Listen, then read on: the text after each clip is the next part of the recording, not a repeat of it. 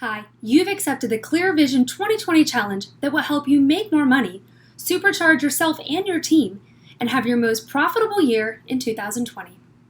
I have a philosophical question for you. If a tree falls in the woods and no one is there to hear it, does it make a sound? And here's a twist on that.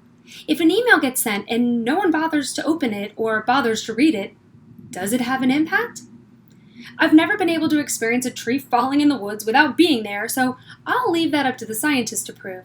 But I can tell you with absolute certainty that if you're known for sending long, rambling walls of text or leading meetings that don't have structure or strive to improve the quality of your team or your customers' lives, your emails are not being opened, your team is tuning out, and you are not having an impact. Copywriting expert Ray Edwards says that people never read anything at first. They never believe anything at first. They never do anything at first. If we don't prepare relevant, timely, and targeted communications, our team members and stakeholders will tune out, and our messages will not be received, read, or absorbed. Therefore, we're wasting everyone's time. Remember, to help them survive and thrive, our team members and stakeholders are constantly scanning for information that's relevant to them. If they don't receive it, they tune out. That's why we want to be sure that every communication we send is done with purpose and is respectful of the recipient's time and attention. It is our job to be the guide and deliver clear, purposeful, and relevant communications, not their job to decipher our purpose in meeting.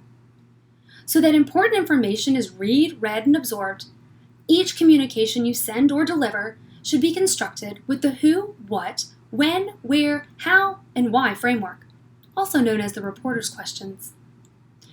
The first thing you need to define is who is the target of this communication, meeting, or email.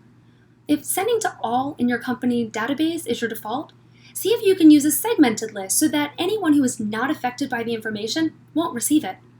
Also, address them directly in the communication, something like Dear Commercial Service Techs or Hi CSRs. Then you have to clearly define what is the purpose of the communication or email. There are basically three types of communications we use: informational, action needed, or problem solving.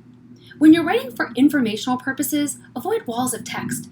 Give details in 1 or 2 sentence paragraphs and use short bullets or numbered lists. As a quick visual, here is the same content presented as one paragraph, and here is that same content broken up into 1 or 2 sentence paragraphs. See the difference?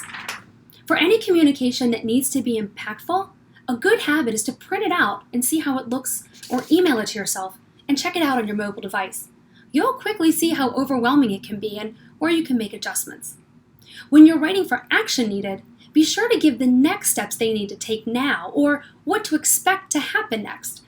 And when you're asking for a problem to be solved, be sure you outline what the problem is, who it affects, and what they can do to help solve that problem. Next, you need to disclose when the information in the communication is going to be needed, used, or executed. Clearly state if it's today or next week or something that will be scheduled in the future. Then you will talk about where they will need to use the information. Is it internally? Is it a change with your customers? Is it something they need to know for the field? Next, you will need to detail how they will use the information. Do they need to make a change in how they operate? Do they need to alert someone of something? Do they need to be aware of a new idea or a new initiative? Lastly, the people you are writing to or speaking with need to know why it's important that they are about to take the action on the information you provided. Although in many organizations we feel close to our team and have a high level of trust with them, we absolutely cannot take for granted that they are in our heads and know why we are saying what we are saying or asking what we are asking. This is most often the overlooked part of any message, but it is absolutely the most important part. Knowing why it matters or how it will affect them puts it in context and makes it more memorable and more actionable. When you're talking about the why, start with this phrase, so that we reduce the impact of our landfills, we're going to stop buying small water bottles and we'll now have a community water dispenser for you to use your own reusable cup. So that we deliver excellent customers' experiences, following each service or inspection, we are going to leave a service receipt with the details of that service on the front door. You get the picture.